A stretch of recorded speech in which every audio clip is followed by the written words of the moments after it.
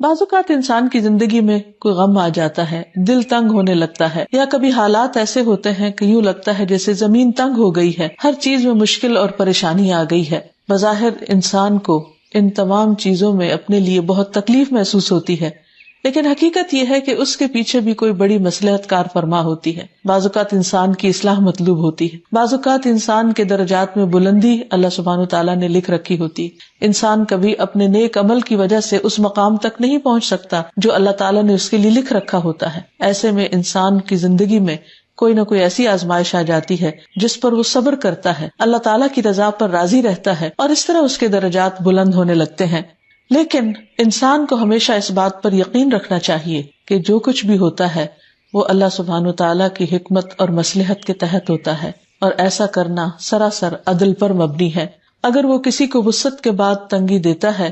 تو یہ اس کا ظلم نہیں ہے، یہ اس کا اپنا فیصلہ ہے، کیونکہ وسعت دینے والا بھی وہی ہے اور تنگی لانے والا بھی وہی ہے. وہ جس کے حق میں جو بھی فیصلہ کرتا ہے وہ نیکی اور بھلائی ہی کا کرتا ہے، اور بندوں کے لیے جس میں سے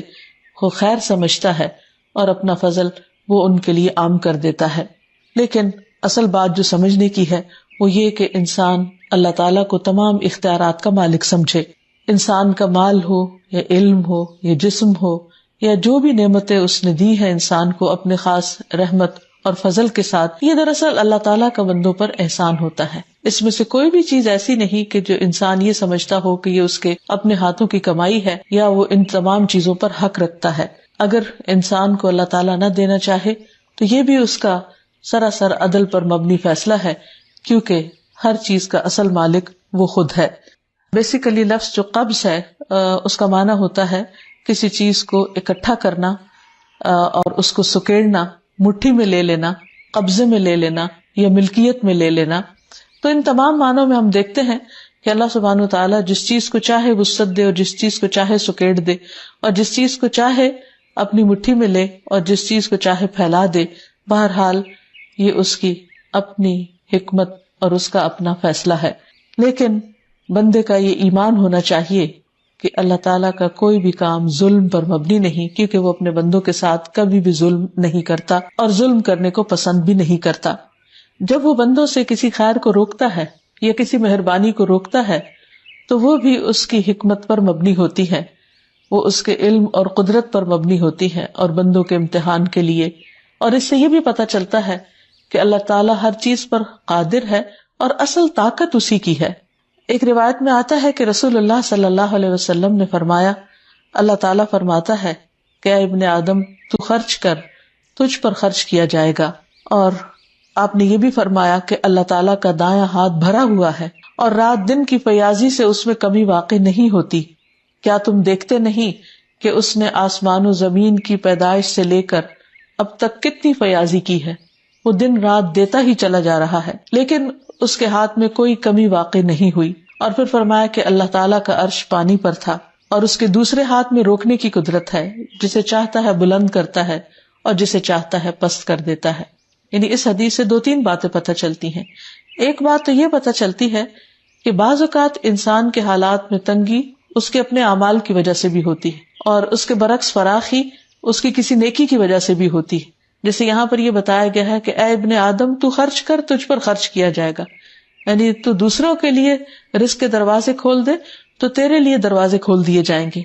اور بعض اوقات انسان دوسروں پہ بند کرتا ہے تو اللہ تعالیٰ اس کے حالات میں تنگی پیدا کر دیتا ہے. جیسے نبی صلی اللہ علیہ وسلم نے حضرت اسماء سے کہا تھا کہ لا تو کی فیو کا علیہ کی، تو مت روکنا ورنہ تم پر روک دیا جائے گا. یعنی دوسروں کے ساتھ خیر اور بھلائی اور فیاضی کا معاملہ کرتے رہو. دوسری بات یہ ہے کہ اللہ سبحانہ وتعالیٰ بعض اوقات ایک شخص کو زیادہ دیتا ہے اور بعض اوقات اس سے روک کر دوسرے کو زیادہ دیتا ہے، اور بعض اوقات بعض اقوام کو زیادہ نوازتا ہے بعض کے مقابلے میں، لیکن اس کا دینا بھی امتحان کا ہے اور اس کا روک لینا بھی دراصل امتحان ہے. دوسری بات یہ ہے کہ ایسا نہیں اس کے پاس سپلائی میں کوئی کمی واقع ہو جاتی ہے یا اس کے پاس نہیں ہوتا تو وہ اس وجہ سے نہیں دے سکتا. وہ ہر حال میں دے سکتا ہے اور دیتا ہے، لیکن یہ وجہ اسی کو معلوم ہوتی ہے کہ وہ کسی سے کیوں روک رہا ہے. اور پھر جس کو چاہتا ہے بلندی عطا کرتا ہے اور جس کو چاہتا ہے وہ پست کر دیتا ہے. پھر اسی طرح کچھ اسباب اور بھی ایسے ہوتے ہیں کہ جن کی بنیاد پر تنگی واقع ہو جاتی ہے. اور بعض اسباب ایسے ہوتے ہیں کہ جن پر انسان کے لیے کشادگی ہو جاتی ہے، یعنی جن کی وجہ سے اللہ تعالیٰ فرماتے ہیں قل ان الفضل بید اللہ یؤتیہ من یشاء واللہ واسع علیم، آپ کہہ دیجئے کہ بے شک فضل اللہ کے ہاتھ میں ہے، یعنی سارا اختیار تو اللہ کے ہاتھ میں ہے، جس پر جتنا چاہے کر دے، یؤتیہ من یشاء، وہ جس کو چاہتا ہے عطا کرتا ہے، اور اللہ تعالیٰ وسعت والا ہے، علم والا ہے، یعنی جب وہ دینے لگے تو کوئی روک نہیں سکتا، اور اگر وہ روک دے تو کوئی دے نہیں سکتا. جیسا کہ ہر نماز کے بعد نبی صلی اللہ علیہ وسلم نے یہ دعا سکھائی ہے، اللہم لا مانع لما اعطیت ولا معطی لما منعت، اے اللہ کوئی روکنے والا نہیں جس کو تو عطا کر دے، یعنی جسے تو دینے کا فیصلہ کر لے اس سے کوئی بھی نہیں روک سکتا، ولا معطی لما منعت، اور جس سے تو روک دے اسے کوئی دینے والا نہیں، یعنی اصل اختیار تو تیرے ہی پاس ہے. ولا ينفع ذا الجد منك الجد، اور کسی بزرگی والے کو کوئی بزرگی فائدہ نہیں دیتی تیری بزرگی کے سامنے، یعنی جس پر تو فضل کرنا چاہے اسی پر ہی حقیقت میں فضل ہو سکتا ہے. پھر اسی طرح اللہ سبحانہ تعالیٰ نے دنیا میں انسانوں کے درجات رکھے ہیں، کسی کو ایک چیز میں فضیلت دی ہے، کسی کو دوسری چیز میں، تمام انسانوں کو برابر پیدا نہیں کیا. مشہور محاورہ ہے کہ 5 انگلیاں برابر نہیں ہوتی، جس کو زیادہ ملتا ہے وہ بھی امتحان میں ہوتا ہے، اور جس کو کم ملتا ہے وہ بھی امتحان میں ہوتا ہے، کیونکہ یہ دنیا ہے ہی امتحان کے لیے، اور اس میں انسان کے ساتھ اونچ نیچ جو بھی واقع ہوتی ہے وہ دراصل اس کو سکھانے کے لیے ہوتی ہے اور اللہ سبحانہ تعالیٰ کی طرف پلٹانے کے لیے. قرآن مجید میں اللہ تعالیٰ فرماتے ہیں وَنَبْلُوكُمْ بِالْخَيْرِ وَالشَّرِّ فِتْنَةً، کہ ہم تمہیں اچھے برے حالات کے ساتھ آزماتے رہیں گے، یعنی کبھی انسان کے اوپر وسعت ہوگی اور کبھی تنگی ہوگی. یہ تنگی جسم میں، مال میں، علم میں اور انسان کے احساسات اور جذبات کے اعتبار سے ہے. پھر اسی طرح ساتھ یہ بھی بتا دیا گیا کہ اس تنگی کو دور کرنے کا طریقہ کیا ہے اور اس سے نجات کیسے ہو. جیسے انسان کے بعض اعمال انسان پر تنگی لاتے ہیں، اسی طرح بعض اعمال انسان کے لیے وسعت بھی لاتے ہیں. اللہ سبحانہ وتعالیٰ فرماتے ہیں من ذا الذی یقرض اللہ قرضا حسنا فیضاعفہ لہ اضعافا کثیرہ واللہ یقبض ویبسط والیہ ترجعون. کون ہے وہ جو اللہ کو قرض حسنہ دے، یعنی اللہ کے راستے میں مال خرچ کرے تو اللہ تعالیٰ اسے کئی گنا بڑھا چڑھا کر عطا کرے، زیادہ دے، اور اللہ ہی لوگوں کا رزق تنگ کرتا ہے اور کشادہ کرتا ہے، اور تمہیں اسی کے پاس واپس لوٹ کر جانا ہے. تو اس سے یہ بات پتہ چلتی ہے کہ جب انسان خالصتاً اللہ کی رضا کے لیے اللہ کے راستے میں دیتا ہے تو اللہ تعالیٰ اس کے لیے وسعت پیدا کرتا ہے، کیونکہ وسعت پیدا کرنا بھی اسی کے اختیار میں ہے،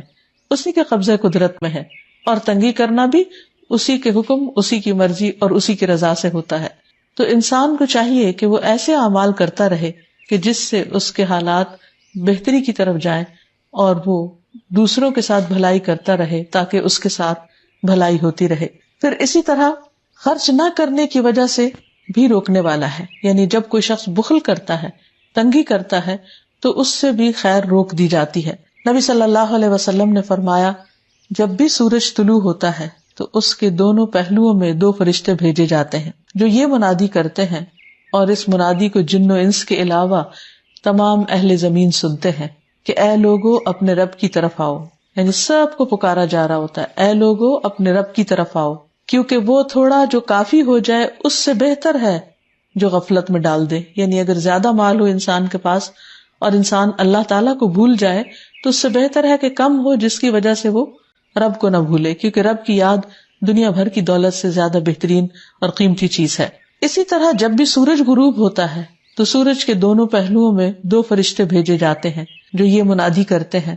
اور اس منادی کو، یعنی منادی کا مطلب ہے آواز دیتے ہیں، پکار کر کہتے ہیں، جس آواز کو زمین و آسمان کی تمام چیزیں سنتی ہیں سوائے انسان اور جن کے، کہ اے اللہ، یعنی وہ فرشتے کیا کہتے ہیں، اے اللہ خرچ کرنے والے کو اس کا نعم البدل عطا فرما، یعنی اس سے بھی بہتر چیز عطا کر، اور اے اللہ روک کر رکھنے والے کے مال کو ہلاک کر دے، یعنی جو دوسروں کے لیے خیر و بھلائی نہ کرے پھر تو اس سے بھی خیر و بھلائی کو دور کر دے. تو اس سے یہ بات پتہ چلتی ہے کہ جہاں ایک طرف اللہ تعالیٰ کی حکمت اور مصلحت ہوتی ہے روکنے میں، وہاں دوسری طرف انسان کے کچھ اعمال بھی ایسے ہوتے ہیں جن کی وجہ سے رزق میں تنگی ہونے لگتی ہے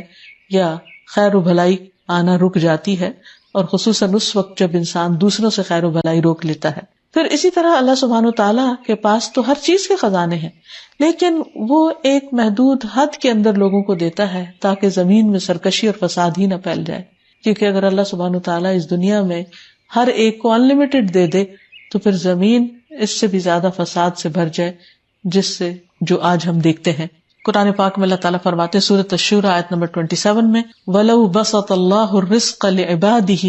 لَبَغَوْا فِي الْأَرْضِ وَلَكِنْ يُنَزِّلُ بِقَدَرٍ مَا يَشَاءُ إِنَّهُ بِعِبَادِهِ خَبِيرٌ بَصِيرٌ. اور اگر اللہ اپنے سب بندوں کو وافر رزق عطا کر دیتا تو وہ زمین میں سرکشی سے ادھم مچا دیتے، مگر وہ ایک اندازے سے جتنا چاہتا ہے نازل کرتا ہے، یقیناً وہ اپنے بندوں سے باخبر ہے، انہیں دیکھ رہا ہے. یعنی اللہ سبحانہ تعالیٰ کو یہ معلوم ہے کہ کس بندے کو، کس قوم کو کیا دیا جانا چاہیے تاکہ وہ دنیا میں بھلے طریقے سے جی سکیں، کیونکہ بعض نعمتوں کا اضافہ انسانوں کے اندر سرکشی پیدا کر دیتا ہے. اسی طرح بعض اوقات اللہ تعالیٰ بطور سزا بھی بعض نعمتوں کو سلب کر لیتا ہے، یعنی انسان سے واپس لے لیتا ہے، جس میں قرآن مجید میں 2 باغ والوں کا قصہ بتایا گیا ہے، جن میں سے ایک کو اپنے باغ پر تکبر تھا اور اس وجہ سے وہ دوسرے اپنے ساتھی کو یا کسی اور انسان کو انسان نہیں سمجھتا تھا، تو اللہ تعالیٰ نے بطور سزا اس کے باغ کو ویران کر دیا. تو اس کیفیت کو اللہ سبحانہ تعالیٰ نے کچھ یوں بیان کیا ہے کہ وہ احیط بثمرہ فاصبح یقلب کفیہ علی ما انفق فیہا وہی خاویۃ علی عروشها ویقول یا لیتنی لم اشرک بربی احدا. اور اس کا سارا پھل مارا گیا، یعنی سارا باغ تباہ ہو گیا، کیونکہ وہ سمجھتا تھا کہ یہ کبھی ختم نہیں ہو سکتا، اور اس بنا پر وہ کسی اور کو انسان نہیں سمجھتا تھا، یعنی تکبر کا شکار تھا. تو اس نے اس حال میں صبح کی کہ اپنی ہتھیلیاں ملتا رہا، یعنی اسے سخت ریگریٹ ہوا اور ندامت ہوئی کہ اس کی سوچ غلط تھی، اور اس پر جو اس نے اس میں خرچ کیا تھا، کہ جو بھی اس نے انویسٹ کیا وہ سارے کا سارا مارا گیا، اور وہ اپنی چھتوں سمیت گرا ہوا تھا اور کہتا تھا اے کاش میں اپنے رب کے ساتھ کسی اور کو شریک نہ کرتا. پھر اسی طرح ایک اور قصہ بھی ملتا ہے سورۃ القلم میں. اللہ تعالیٰ فرماتے ہیں انا بلوناہم کما بلونا اصحاب الجنہ. ان مکہ والوں کو ہم نے اسی طرح آزمایا ہے جیسے باغ والوں کو آزمایا. اذ اقسموا لیسرمنہا مصبحین ولا یستثنون فطاف علیہا طائف من ربک وہم نائمون فاصبحت کالصریم. جب انہوں نے قسمیں کھائیں کہ وہ صبح سویرے ہی باغ کا پھل حاصل کر لیں گے، توڑ لیں گے، اور وہ کوئی بھی استثناء نہیں کر رہے تھے، وہ سمجھ رہے تھے کہ صبح پہنچ کر وہ سارا پھل ہمارے کنٹرول میں ہے اور ہم اس کو لے لیں گے. پھر آپ کے رب کی طرف سے ایک آفت اس باغ پر پھر گئی جبکہ وہ ابھی سوئے ہوئے تھے، اور باغ یوں ہو گیا جیسے کٹی ہوئی کھیتی. اصل میں وہ کسی اور کو اس خیر میں شریک نہیں کرنا چاہتے تھے، یتیموں اور مسکینوں کو نہیں دینا چاہتے تھے، اس لیے رات کے اندھیرے میں ہی پورے باغ کا پھل توڑ کر پورا فائدہ اٹھانا چاہتے. تو انسان بعض اوقات اللہ تعالیٰ اس کو کوئی اختیار دیتا ہے تو وہ یہ سمجھنے لگتا ہے کہ شاید اللہ تعالیٰ کے اختیارات بھی اس کے پاس آ گئے ہیں اور وہ جو چاہے کر سکتا ہے، تو پھر انسان کی آزمائش وہیں سے شروع ہو جاتی ہے. ہمیشہ انسان کے پاس جو کچھ بھی ہو اسے یہی سوچنا چاہیے کہ یہ سب اللہ تعالیٰ کا ہے، اسی کا دیا ہوا ہے، اور میرے پاس ایک امانت ہے. وہ یہ دیکھ رہا ہے کہ میں اس کو پا کر کرتا کیا ہوں. اور اگر انسان تکبر کا شکار ہو یا یہ سمجھے کہ اس مال میں یا جو بھی اس کو صلاحیت ملی ہے، خائل میں یا کچھ بھی اور، کسی اور کا کچھ حصہ نہیں، تو اللہ تعالیٰ دنیا میں ہی بندے کو آزما لیتا ہے. اور یہ تو ایک حقیقت ہے کہ اللہ تعالیٰ نے اعلان کر رکھا ہے کہ لئن شکرتم لأزیدنکم، اگر تم شکریہ ادا کرو گے اللہ کا بھی اور بندوں کا بھی تو تمہیں نعمتیں اور زیادہ دوں گا. ولئن کفرتم، اور اگر تم نے ناشکری کی، ان عذابی لشدید، تو میرا عذاب بھی بہت سخت. اور اس سلسلے میں قرآن مجید میں ایک مشہور واقعہ آتا ہے قوم سبا کا، کہ جو بہت ہی مالدار قوم تھی. کہا جاتا ہے کہ ان کی انگیٹھیوں میں عود کی لکڑیاں جلتی تھی، جو انتہائی مہنگی قسم کی خوشبو ہے، لیکن اس پر وہ اپنے کھانے پکاتے تھے اور اسے عام استعمال میں لاتے تھے کیونکہ بکثرت ان کو وہاں میسر تھی. تو اللہ تعالیٰ فرماتے ہیں کہ لقد كان للسبع في مسكنهم آية جنتان عن يمين وشمال كلوا من رزق ربكم واشكروا له بلدة طيبة ورب غفور فعارضوا فأرسلنا عليهم سيل العرم وبدلناهم بجنتيهم جنتين ذواتي أكل خمط وأثل وشيء من سدر قليل ذلك جزيناهم بما كفروا وهل نجازي إلا الكفور. قوم سبا کے لیے ان کے مسکن ہی میں ایک نشانی موجود تھی، یعنی جہاں وہ رہتے تھے وہیں ایک نشانی تھی۔ اس مسکن کے دائیں اور بائیں 2 باغ تھے۔ ہم نے انہیں کہا تھا کہ اپنے رب کا دیا ہوا رزق کھاؤ اور اس کا شکر ادا کرو، پاکیزہ اور ستھرا شہر یعنی رہنے کے لیے، اور معاف کرنے والا رب۔ مگر ان لوگوں نے سرتابی کی، سرکشی کی، تو ہم نے ان پر زور کا سیلاب چھوڑ دیا اور ان کے دونوں باغوں کو 2 ایسے باغوں میں بدل دیا جن کے میوے بد مزہ تھے، اور ان میں کچھ پیلو کے درخت تھے، کچھ جھاؤ کے تھے یعنی اجاڑ قسم کے درخت، اور تھوڑی سی چند بیریاں تھی۔ ہم نے یہ سزا انہیں ان کی ناشکری کی وجہ سے دی تھی، اور ہم ناشکروں کو ایسا ہی بدلہ دیا کرتے ہیں۔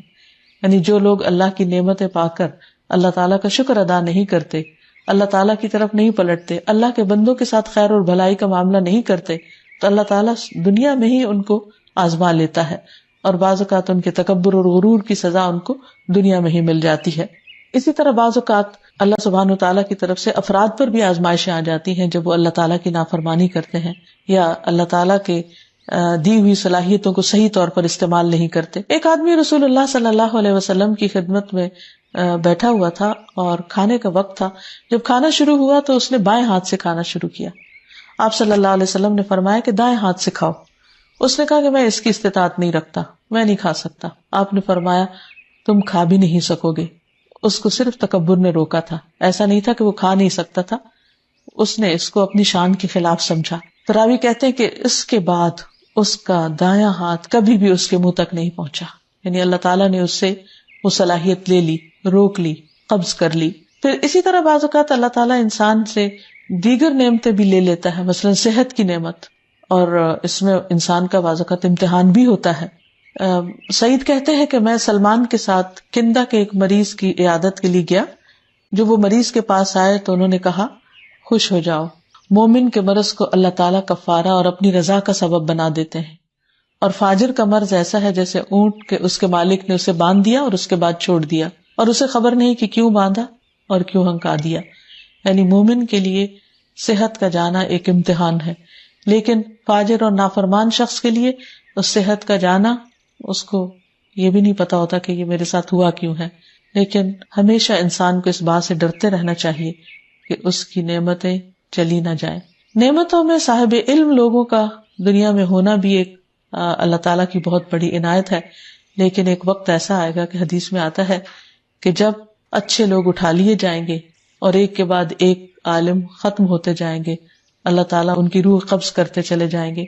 اور دنیا میں صرف کھجور کے چھلکوں کی طرح گھٹیا لوگ رہ جائیں گے جن کی اللہ تعالیٰ کو کوئی بھی پرواہ نہ ہوگی۔ پھر اسی طرح یہ ہے کہ اللہ تعالیٰ تمام روحوں کا بھی قبض کرنے والا ہے، لہٰذا جب کوئی انسان فوت ہو جائے تو اس پر بھی انسان کو اللہ تعالیٰ کے فیصلوں کو خوشی سے قبول کرنا چاہیے، کیونکہ کوئی بھی اور موت دینے والا نہیں سوائے اللہ کے، اور انسان کی پیدائش سے پہلے ہی اس کی موت کا وقت بھی لکھا ہوتا ہے۔ اس لیے جب کوئی عزیز، قریبی، رشتہ دار فوت ہو جائے اور جس کی وفات بہت بڑے صدمے کا سبب ہو، تو اس وقت اللہ تعالیٰ کی یہ صفت یاد کر لینی چاہیے کہ اس کی روح کو قبض کرنے والا، اس کی زندگی کو ختم کرنے والا اللہ ہی ہے، جو رب العزت ہے اور جس کا ہر فیصلہ بھلائی پر مبنی ہے۔ اس طرح انسان کا غم ہلکا ہو جاتا ہے اور اسے اللہ تعالیٰ کے فیصلوں پر اعتراض نہیں ہوتا، اور وہ اللہ تعالیٰ کی ناراضگی کی باتیں زبان سے نہیں نکالتا۔ لیکن جب انسان ایسا نہیں سمجھتا، یہ یقین نہیں رکھتا، تو بعض اوقات وہ بیماری کو، بعض اوقات کسی ڈاکٹر کو، بعض اوقات کسی اور سبب کو ملامت کرتا رہتا ہے کہ اس کی وجہ سے کوئی انسان دنیا سے چلا گیا ہے۔ ٹھیک ہے، ہر چیز اسباب کے پردے میں ہوتی ہے، لیکن انسان کو یہ یاد رہے کہ اصل میں زندگی اللہ تعالیٰ کی ایک نعمت ہے، جب تک وہ چاہے عطا کرے اور جب چاہے لے لے، اور کوئی بھی چیز اس کے جانے کا بہانہ بن جائے۔ اب یہ ہے کہ کسی بھی چیز کو قبض کرنا، اپنی مٹھی میں لینا، اس کو واپس لے لینا، یہ اللہ سبحانہ و تعالیٰ کی ایک صفت ہے، لیکن کس طرح یہ کام ہوتا ہے، اس کا طریقہ کیا ہے، اس کو ہم نہیں جانتے، یعنی ہم اس کی کیفیت نہیں بتا سکتے۔ اسی طرح کسی چیز کے ساتھ ہم اس کو تشبیہ نہیں دے سکتے، اور نہ ہی ہم اس کا انکار کر سکتے ہیں، کیونکہ جو چیزیں اللہ تعالیٰ نے اپنے بارے میں خود بتا دی ہیں، ہماری ذمہ داری یہ بنتی ہے کہ ہم ان پر ایمان لانے والے ہوں۔ اگر اللہ تعالیٰ مٹھی کا ذکر کرتے ہیں یا اپنے ہاتھ کا ذکر کرتے ہیں تو ہم اس پر ایمان رکھتے ہیں کہ ہاں، اس کا ہاتھ اور اس کی مٹھی جیسے اس کے جلال اور شان کے لائق ہے وہ ویسی ہی ہے، اور اسی طرح ہم اس کو مانتے ہیں۔ اور اس کا ذکر متعدد آیات اور احادیث وغیرہ میں بھی ہوتا ہے. مثلاً اللہ سبحانہ وتعالیٰ نے آدم علیہ السلام کی تخلیق کا ذکر کرتے ہوئے قرآن مجید میں فرمایا قال یا ابلیس ما منعک ان تسجد لما خلقت بیدی استکبرت ام کنت من العالین. اللہ تعالیٰ نے ابلیس سے پوچھا اے ابلیس جس انسان کو میں نے اپنے ہاتھوں سے بنایا اسے سجدہ کرنے سے تجھے کس بات نے روک دیا؟ کیا تو بڑا بننا چاہتا ہے یا تو ہے ہی اونچا درجہ رکھنے والوں میں سے؟ یعنی تو سمجھتا کیا ہے خود کو؟ یعنی تم اللہ کے حکم پر جھکے کیوں نہیں؟ تو اس میں اللہ سبحانہ وتعالیٰ نے آدم علیہ السلام کو اپنے ہاتھ سے بنانے کا ذکر کیا. اس سے یہ بات بھی پتہ چلتی ہے کہ اللہ تعالیٰ نے ان کو کتنی عزت بخشی، جیسے کہ قرآن مجید میں آتا ہے وَلَقَدْ كَرَّمْنَا بَنِي آدم، ہم نے بنی آدم کو عزت و اکرام بخشا. تو جب اللہ تعالیٰ نے انسان کو عزت بخشی تو انسان کو بھی چاہیے کہ وہ اللہ سبحانہ وتعالیٰ کو آنر دے، عزت دے، اس کے کرم کو سمجھتے ہوئے اس کی مرضی کے مطابق اپنی زندگی بسر کرے. اسی طرح یہ بات ہمیں ایک حدیث سے بھی پتہ چلتی ہے کہ اللہ تعالیٰ نے آدم علیہ السلام کو اپنے ہاتھ سے پیدا کیا. ابو موسیٰ اشعری رضی اللہ عنہ کہتے ہیں کہ رسول اللہ صلی اللہ علیہ وسلم نے فرمایا اللہ تعالیٰ نے آدم کو ایک مٹھی مٹی سے پیدا کیا جس کو اس نے ساری زمین سے لیا تھا. چنانچہ آدم کی اولاد اپنی مٹی کی مناسبت سے مختلف رنگ کی ہے، کوئی سفید، کوئی سرخ، کوئی کالا، کوئی ان کے درمیان کا، کوئی نرم خو تو کوئی درست خو، کوئی سخت گیر، کوئی خبیث تو کوئی پاک باز، یعنی جیسی مٹی ویسا خمیر. پھر اسی طرح اللہ سبحانہ وتعالیٰ نے اپنے ہاتھ کا ذکر ایک اور جگہ پر بھی کیا. ابو ہریرہ کہتے ہیں کہ رسول اللہ صلی اللہ علیہ وسلم نے فرمایا تمہارے رب نے مخلوق کی تخلیق سے پہلے اپنے آپ پر اپنے ہاتھ سے لکھ لیا تھا کہ میری رحمت میرے غصے سے آگے ہے. یعنی اللہ سبحانہ وتعالیٰ نے اپنے ہاتھ سے لکھا بھی. پھر اللہ تعالیٰ نے اپنے ہاتھ سے کائنات کو بنایا. سورۃ یاسین میں آتا ہے اولم یروا انا خلقنا لهم مما عملت ایدینا انعاما فهم لها مالکون. کیا وہ دیکھتے نہیں کہ جو چیزیں ہم نے اپنے ہاتھوں سے بنائی ہیں ان میں سے ہم نے ان کے لیے چوپائے پیدا کیے اور اب یہ ان کے مالک ہیں. یعنی انسان کی ضرورت کی چیزیں بھی اللہ تعالیٰ نے اپنے ہاتھوں سے بنائی. تورات کو بھی اللہ تعالیٰ نے اپنے ہاتھ سے لکھا. آدم علیہ السلام نے کہا موسیٰ علیہ السلام کو کہ اللہ تعالیٰ نے آپ کو ہم کلامی کے لیے چنا اور آپ کے لیے اپنے ہاتھ سے تورات لکھی، یعنی آپ کو یہ اعزاز بخشا. پھر اسی طرح بندوں کے دل اللہ کی انگلیوں کے درمیان ہے، اس سے بھی اللہ تعالیٰ کے ہاتھ کا اس بات ہوتا ہے. پھر اسی طرح اللہ تعالیٰ بہترین صدقے کو، یہ جو طیب مال سے صدقہ دیا جاتا ہے، اس کو اپنی ہتھیلی پر رکھتا ہے. حدیث میں آتا ہے آپ صلی اللہ علیہ وسلم نے فرمایا جو شخص پاکیزہ مال میں سے جو بھی صدقہ کرتا ہے اور اللہ تعالیٰ پاکیزہ چیز کو ہی قبول کرتا ہے تو رحمان اس چیز کو اپنے دائیں ہاتھ میں لے لیتا ہے، اور اگر وہ کھجور ہو تو اس طرح وہ رحمان کی ہتھیلی میں نشو نما پاتی ہے. اب کیسے یہ ہم نہیں جانتے، ہمیں جیسے بتایا گیا ہم پر لازم ہے کہ ہم اس پر ایسے ہی ایمان لیں، اور یہ صحیح مسلم کی حدیث ہے. یہاں تک کہ پہاڑ سے بھی بڑی ہو جاتی، یعنی اللہ سبحانہ تعالیٰ اس میں اتنی برکت ڈالتا ہے جس طرح تم میں سے کوئی شخص اپنے گھوڑے کے بچے کی پرورش کرتا ہے. تو اس سے بھی اللہ سبحانہ تعالیٰ کی ہتھیلی کا ذکر ملتا ہے. پھر قیامت کے دن اللہ تعالیٰ زمین و آسمان کو اپنے ہاتھ میں لپیٹ لیں گے. قرآن مجید میں اللہ تعالیٰ فرماتے ہیں وَمَا قَدَرُ اللَّهَ حَقَّ قَدْرِهِ وَالْأَرْضُ جَمِيعًا قَبْضَتُهُ يَوْمَ الْقِيَامَةِ وَالسَّمَاوَاتُ مَطْوِيَّاتٌ بِيَمِينِهِ سُبْحَانَهُ وَتَعَالَى عَمَّا يُشْرِكُونَ. ان لوگوں نے اللہ کی قدر نہیں کی جیسا کہ اس کی قدر کرنے کا حق ہے. قیامت کے دن ساری زمین اس کی مٹھی میں ہوگی اور تمام آسمان اس کے دائیں ہاتھ میں لپیٹے ہوئے ہوں گے. وہ ان باتوں سے پاک اور بالا تر ہے جو یہ لوگ شریک ٹھہراتے ہیں، یعنی اس کے ساتھ شرک کرتے ہیں. اسی طرح بعض روایات سے بھی پتہ چلتا ہے کہ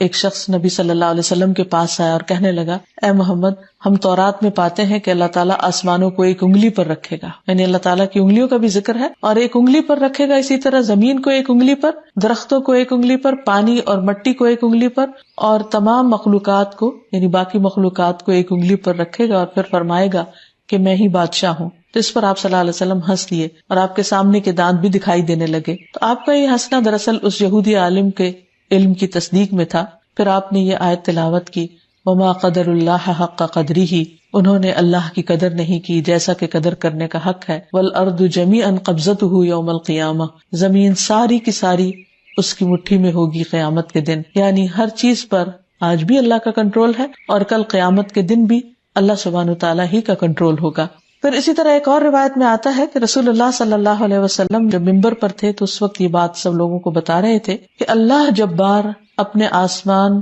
اور زمین کو ہاتھ میں لے لیں گے، یعنی قیامت کے دن، اور مٹھی بند کی اور اسے کھولنے لگے، پھر فرمائیں گے میں ہوں جبار، کہاں ہے جبار، کہاں ہے تکبر کرنے والے۔ راوی کہتے ہیں کہ رسول اللہ صلی اللہ علیہ وسلم دائیں اور بائیں جھک رہے تھے، حتیٰ کہ میں نے دیکھا کہ ممبر تک نیچے ہل رہا ہے، مجھے اندیشہ ہوا کہ کہیں یہ گر نہ پڑے رسول اللہ صلی اللہ علیہ وسلم کو ساتھ لے کر۔ یعنی اس وقت آپ کی کیفیت ایسی تھی کہ وہ قیامت کا نقشہ آپ کے سامنے آ رہا تھا، اور آپ اس کے خوف کی وجہ سے ایک طرح سے خود بھی لرز رہے تھے اور لوگوں کو بھی بتا رہے تھے کہ قیامت کے دن اللہ تعالیٰ کے اقتدار اور اختیار کا کیا عالم ہوگا۔ تو آپ دیکھیے کہ اگر ہر چیز اللہ کے قبضہ قدرت میں ہے اور القابض وہی ہے، تو پھر ہمیں کس طرح کا معاملہ کرنا چاہیے، اور اس کی ملکیت کو اور اس کے قبضہ قدرت کو مان جانا چاہیے، اور اپنے آپ کو بندگی کے لیے اللہ کے سپرد کر دینا چاہیے۔ پھر اسی طرح یہ ہے کہ اللہ سبحانہ تعالیٰ سے انسان کو دعا بھی مانگتے رہنا چاہیے، اور جب دعا مانگے تو اس وقت اس بات کا یقین ہو کہ وہی دینے والا ہے، وہی رحمت کرنے والا ہے، وہی دے تو مجھے مل سکتا ہے، اور اگر وہ روک لے تو کوئی اور دے نہیں سکتا۔ اور خصوصاً وہ دعا کہ اللہم لا مانع لما آتیت ولا معطی لما منعت ولا ينفع ذا الجد منک الجد۔ ہر نماز کے بعد یہ دعا پڑھتے رہنا چاہیے، اور اس بات پر یقین رکھنا چاہیے کہ اگر اللہ تعالیٰ دے تو کوئی اور روک نہیں سکتا۔ جیسا کہ ایک اور حدیث سے ہمیں پتہ چلتا ہے کہ نبی صلی اللہ علیہ وسلم نے حضرت ابن عباس کو، اپنے چچا کے بیٹے کو خاص طور پر یہ نصیحت کی تھی کہ اے بیٹے جان رکھو، اگر ساری دنیا بھی مل کر تمہیں کوئی فائدہ دینا چاہے تو فائدہ نہیں دے سکتی جب تک کہ اللہ تعالیٰ نہ چاہے، سوائے اس کے کہ جو اللہ نے تمہارے لیے لکھ دیا، اور اگر سارے مل کر تمہیں کوئی نقصان دینا چاہیں تو تمہیں نقصان نہیں دے سکتے سوائے اس کے جو اللہ نے تمہارے لیے لکھ دیا۔ قلم اٹھا لیے گئے، صحیفے خشک ہو گئے۔ تو اس سے بھی یہ پتہ چلتا ہے کہ انسان کو اللہ سبحانہ تعالیٰ پر مکمل بھروسہ ہونا چاہیے، اس کے کنٹرول اور اس کے اختیار اور اس کے قبضہ قدرت پر پورا یقین ہونا چاہیے، ایسا یقین کہ جو انسان کو بہادر بنا دے، اور انسان اپنا پورا پورا توکل اور بھروسہ اللہ سبحانہ تعالیٰ کی ذات پر کرے، اور دوسری طرف انسان اللہ کے راستے میں دینے والا ہو، اللہ کی خاطر خرچ کرنے والا ہو، تاکہ اس پر بھی وسعتیں ہوں، اور انسان اپنے آپ کو بخل سے بچائے، دل کی تنگی سے بچائے، کیونکہ قرآن مجید میں آتا ہے وَمَن یوق شح نفسہ فاولئک هم المفلحون۔ جو شخص دل کی تنگی سے بچا لیا گیا تو ایسے ہی لوگ دراصل فلاح پانے والے ہیں، کامیاب ہونے والے ہیں۔ اور ظاہر ہے کہ جو لوگ بخل کرتے ہیں، دلوں کے تنگ ہوتے ہیں، دوسروں کو معاف نہیں کرتے، باتیں دل میں رکھ لیتے ہیں، خود بھی سینے کی گھٹن کا شکار ہوتے ہیں اور دوسروں کے لیے بھی ماحول کو پراگندہ کرتے ہیں، ایسے کام کرنے والے دراصل اللہ تعالیٰ کی پسند کا کام نہیں کرتے۔ تو ہمیں ہر طرح کی تنگی سے اپنے آپ کو بچانا چاہیے، اور پھر یہ ہے کہ تقدیر پر راضی رہنا چاہیے، کیونکہ اللہ سبحانہ تعالیٰ نے ہی انسان کے حق میں جو لکھا وہ بہترین لکھا، اور کسی پر بھی ظلم نہیں کیا۔ انسان جب اس کے حالات تنگ ہونے لگے تو یہ بات یاد رکھے کہ قُلْ لَن يُصِيبَنَا إِلَّا مَا كَتَبَ اللَّهُ لَنَا، آپ کہہ دیجئے کہ ہمیں کچھ ایسا نہیں پہنچ سکتا مگر جو اللہ نے ہمارے لیے لکھ دیا، اور اس کے لکھنے میں بھی بھلائی ہے۔ اور پھر انسان یوں تنگی آنے پر بھی راضی رہتا ہے۔ نبی صلی اللہ علیہ وسلم نے فرمایا زیادہ ثواب بڑی آزمائش کے ساتھ ہے، اور بے شک اللہ تعالیٰ جب کسی قوم سے محبت کرتا ہے تو انہیں آزمائش میں مبتلا کر دیتا ہے، جو راضی ہو جائے اس سے راضی ہوتا ہے، اور جو ناراض ہو اس سے وہ ناراض ہوتا ہے۔ پھر اسی طرح تنگی پر صبر اور خوشحالی پر شکر، یہی مومن کے شایان شان ہے۔ اور جو شخص تکلیف آنے پر صبر کرتا ہے اور اچھا ملنے پر شکر کرتا ہے وہ اللہ تعالیٰ کا محبوب بن جاتا ہے۔ حدیث میں آتا ہے کہ جب میں کسی مومن بندے کی محبوب چیز اس دنیا سے اٹھا لیتا ہوں پھر وہ ثواب کی نیت سے صبر کرتا ہے تو اس کا بدلہ جنت ہے۔ اور اسی طرح جب ایک کانٹا بھی مومن کو چبھتا ہے، تھوڑی سی بھی تکلیف آتی ہے اور اس پر وہ اللہ تعالیٰ کے ساتھ راضی رہتا ہے تو اللہ تعالیٰ بھی اس سے راضی ہوتا ہے۔ تو آخر میں اس بات کا ذکر کرنا چاہوں گی کہ انسان اللہ تعالیٰ کی صفات کو پہچان کر ان پر ایمان لا کر اس کے مطابق اپنے طرز عمل کو بھی بدلنے کی کوشش کرے، اور جب اس کو یقین ہو جائے کہ ہر چیز اللہ کے اختیار میں ہے، وہی کھولنے والا ہے راستوں کو، مشکلات کو، غموں کو اور دکھوں کو، اور وہی دینے والا ہے خوشحالی اور آسانی کو، اور سب چیزیں اسی کے حکم سے طے پاتی ہے، تو پھر نتیجہ کیا ہونا چاہیے کہ انسان زیادہ سے زیادہ اپنے رب کی طرف راغب ہو اور اپنی ساری توقعات اسی سے وابستہ رکھے، اور پھر امیری اور فقیری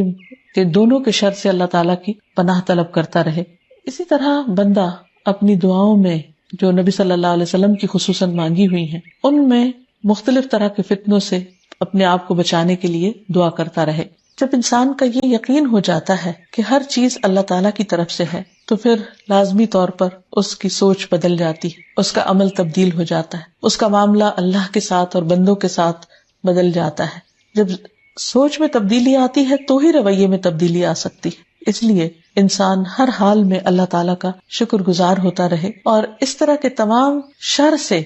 اپنے آپ کو اللہ کی پناہ میں دیتا رہے۔ نبی صلی اللہ علیہ وسلم ان کلمات کے ساتھ دعا کیا کرتے تھے، اللہم انی اعوذ بک من فتنۃ النار وعذاب النار ومن شر الغنی والفقر۔ اے اللہ، میں تیری پناہ چاہتا ہوں آگ کے فتنے سے، آگ کے عذاب سے،